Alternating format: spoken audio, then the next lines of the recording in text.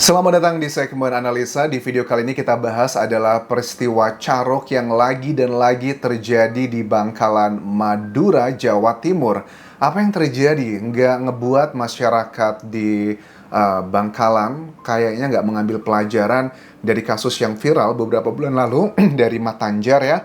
Ini sepertinya terjadi lagi. Paling tidak dalam 3 bulan terakhir ini aja sudah ada 3 kali peristiwa carok di Bangkalan dengan 5 orang meninggal dunia. Permasalahannya itu tetap ya, semuanya adalah karena sakit hati dan kesannya itu adalah karena hal yang simple.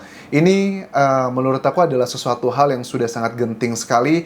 Ya, bagaimana caranya untuk merubah ini semua memang sangat sulit karena sudah dianggap bagi sebagian orang adalah budaya, dan budaya yang dalam tanda kutip seperti ini, terlepas pro dan kontra, salah satu cara untuk menghilangkan ini adalah dengan cara memberikan edukasi dan juga pemahaman konsekuensi yang harus diterima. Nah, salah satu hal dari ketiga peristiwa carok di 3 bulan terakhir ini adalah peristiwa yang terjadi di momentum Lebaran tahun 2024 ini.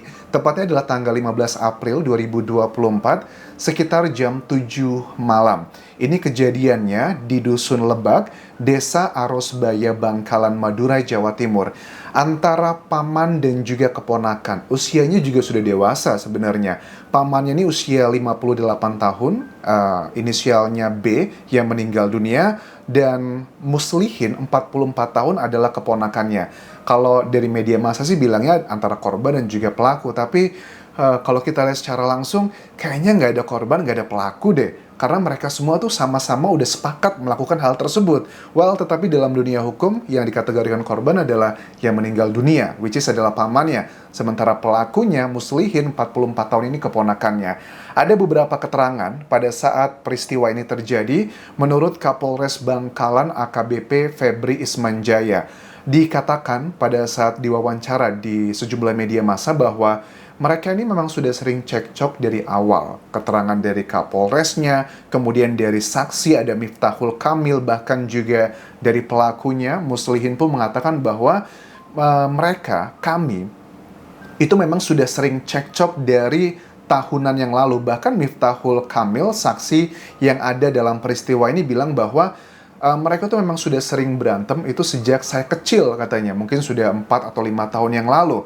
Dikatakan bahwa pada saat cekcok tersebut itu, aku bingung sebenarnya apakah mereka ini rumahnya berdekatan ataukah sebenarnya berjauhan. Karena ada keterangan dari saksi bilang bahwa Miftahul Kamil bilang bahwa rumah antara pelaku dan juga korban ini cuma berhadap-hadapan. Apakah mereka sehari-harinya tinggal di situ bersama, ataukah itu adalah rumah keluarga doang yang kebetulan karena lagi lebaran mereka datang ke sana? Kronologinya seperti apa? Jadi kalau menurut Kapolres Bangkalan AKBP Febri Ismanjaya, pada saat malam hari itu sekitar jam 7 malam ya, si korban dan juga pelaku itu berpapasan, dan kemudian mereka itu ada keterangan bahwa korban itu datang ke rumah pelaku membawa pisau. Jadi korban ini adalah yang meninggal dunia, teman-teman, pamannya bawa pisau dan salah sangka, dipikirnya menurut si tersangka ini, dia ini bawa pisau buat nyerang saya. Padahal menurut keterangan dari saksi, dia itu nggak mau nyerang, dia cuman mau minjem alat buat ngasah pisau tersebut karena mau dipakai untuk motong daging, karena pekerjaannya juga sebagai pemotong daging di sana. Tetapi menurut si pelaku, Muslim bilang bahwa itu bukan pisau yang biasa dipakai untuk motong daging. Itu adalah pisau yang biasa dipajang untuk dia melakukan aksi misalnya seperti carok seperti ini. Nah, ini ada 2 hal yang berbeda. Menurut saksi, Miftahul Kamil itu bohong, itu adalah untuk motong daging, sementara dari si pelaku Muslim enggak, itu adalah bohong gitu. Nah, pada saat ditanya ya, pada saat sudah terjadi cekcok tersebut yang menurut Kapolres Bangkalan adalah salah sangka, kemudian mereka ini cekcok lah, ribut gitu ya, karena si tersangka ngerasa selama ini tuh sakit hati. Ada beberapa media yang bilang bahwa dugaannya penyebab sakit hatinya itu karena pelaku itu pernah diusir oleh pamannya dari rumah keluarganya setahun yang lalu, karena rumah tersebut adalah rumah utama keluarga besar. Ini agak linier dengan keterangan dari saksi yang mengatakan bahwa permasalahan mereka tuh sebenarnya awalnya adalah karena harta. Cuman karena usia yang masih sangat muda, karena saksi ini dia nggak tahu hartanya karena apa. Oh, ternyata ini pernah ada masalah rebutan harta. Seperti itu mungkin warisan atau rumah yang ngebuat dia sakit hati. Dan juga dikatakan menurut saksi bahwa si pelaku ini tuh pernah punya riwayat, dia ini termasuk dalam kategori ODGJ. Tapi dari pihak kepolisian mengatakan selama kami melakukan pemeriksaan tidak ada tuh indikasi yang mengarah ke sana. Pada saat diajak ngobrol, nyambung, masih bisa merecall apa yang terjadi, dan tidak ada keterangan pun dari pihak rumah sakit atau dari pihak rumah sakit jiwa yang mengatakan dia terkena ODGJ. Jadi ini tidak bisa menjadi alasan. Ada juga sebenarnya ada 3 saksi lainnya yang saat ini sedang dirawat di Rumah Sakit Umum Daerah Syam Rabu Bangkalan untuk dimintai keterangan. Pasal yang dikenakan adalah pasal 338 yang spontanitas. Ya wajar sih karena kan sifatnya spontan ya, tidak ada direncanakan. Ini dengan hukuman adalah maksimal 15 tahun penjara. Tapi kita masyarakat tuh yang bukan dari wilayah Madura, I'm so sorry kalau mungkin kita tidak sensitif terhadap isu ini, tetapi bagaimanapun juga ya teman-teman, budaya apapun di negara manapun ataupun di provinsi manapun, kalau sudah berujung unsur pidana seperti ini, kalau ini adalah budaya beneran, ya harusnya dipertimbangkan bahwa ini tidak menjadi sebuah excuse. Karena bagaimanapun juga, ya seperti kasus Matanjar lah ya, di beberapa bulan lalu juga, kalaupun menang, kalian masuk penjara. Kalaupun kalah, kalian pun akan meninggal dunia. Jadi, tidak ada yang untung sebenarnya dalam peristiwa ini. Ini adalah masalah mengontrol emosi. Karena kalau kita ngomongin masalah budaya gitu, aku dari Lampung ya. Lampung tuh juga ada kebiasaan kita, ibarat kata tuh kayak falsafah hidup orang Lampung itu kayak pil pesenggiri lah, kurang lebih. Ya, kalian cek aja di Google. Tapi intinya adalah ada persamaan nih. Di orang-orang wilayah Sumatera ataupun juga Sulawesi, itu juga sama, ada kebiasaan seperti di Bangkalan ya, Madura, kita itu terbiasa ngebawa senjata tajam. Kalau di Lampung ya, kita tuh kebiasaan pemuda-pemuda zaman aku sekolah dulu ya, SMA di sana, SMP gitu ya. Pemuda-pemuda itu sudah terbiasa kita punya koleksi kayak belati, pisau untuk dibawa kemana-mana. Bukan berarti kita mau melakukan tindakan yang negatif, tapi sudah faktor kebiasaan aja. Kalau ada apa-apa nih, ada garong, ada begal, kita bisa ngelawan gitu. Nah, ini juga sama. Sejumlah sosiolog ya di Madura mengatakan sampai sekarang itu masih banyak masyarakat di Madura sana yang masih terbiasa membawa senjata tajam pada saat keluar dan menjadikan carok ini adalah sebagai solusi untuk menghadapi permasalahan yang menyangkut harga diri. Nah, harga diri itu juga kalau masalah kayak harta rebutan misal dari kasus ini, ya ini juga kan subjektif ya, tergantung dari interpretasinya. Bagi aku itu ya, kalau harga diri itu adalah aku malu kalau aku rebutan harta, minta-minta, lebih baik ya udahlah ambil aja kalau memang kamu butuh harta ini, toh juga I'm so sorry ya. Mungkin sebagian orang menilainya ya harta kayak 100 juta, 200 juta, atau bahkan 1 miliar, menurut aku tuh nggak worth it, nggak sesuai kalau kita harus melakukan aksi seperti ini. Ini juga pasti bakal pro dan kontra, tapi poinnya adalah bukan tentang masalah nominal teman-teman, tapi harga diri yang sebenarnya itu adalah menurut aku pada saat kita nggak merepotkan orang lain, pada saat kita nggak minta bantuan dan sebagainya, itu harga diri menurut aku sebenarnya.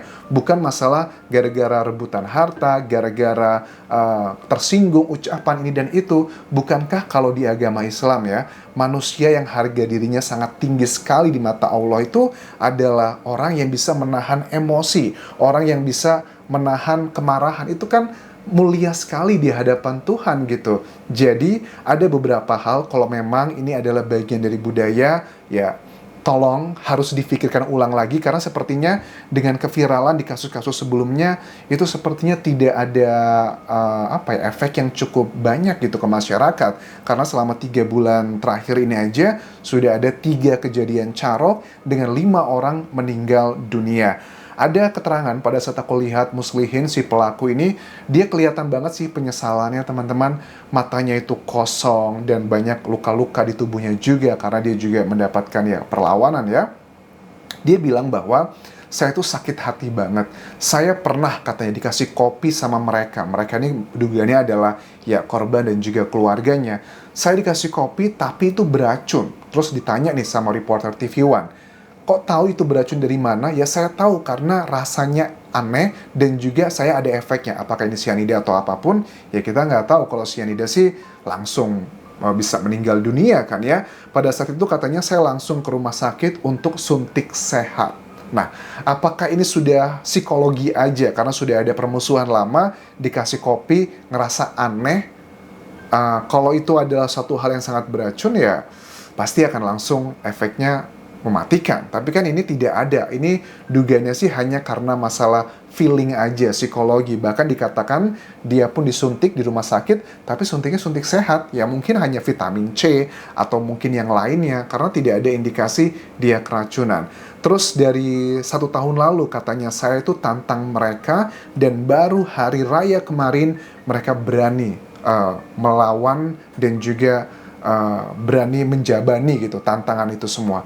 Ya ini adalah menurut aku lebih ke emosional ya, dan memang secara budaya aku ngobrol dengan teman-teman yang dari Madura sana, mereka tuh kayak ada rasa kebanggaan pada saat mereka berhasil mempertahankan harga dirinya. Sekali lagi, mungkin bagi sebagian orang carok itu adalah solusi satu-satunya untuk mempertahankan harga diri. Ya silahkan saja, hidup adalah pilihan, karena seperti aku bilang tadi, kalau menang kalian akan masuk penjara, kalau kalah kalian akan masuk kuburan. Jadi ya kita tidak bisa memaksa seseorang untuk melakukan ini dan itu.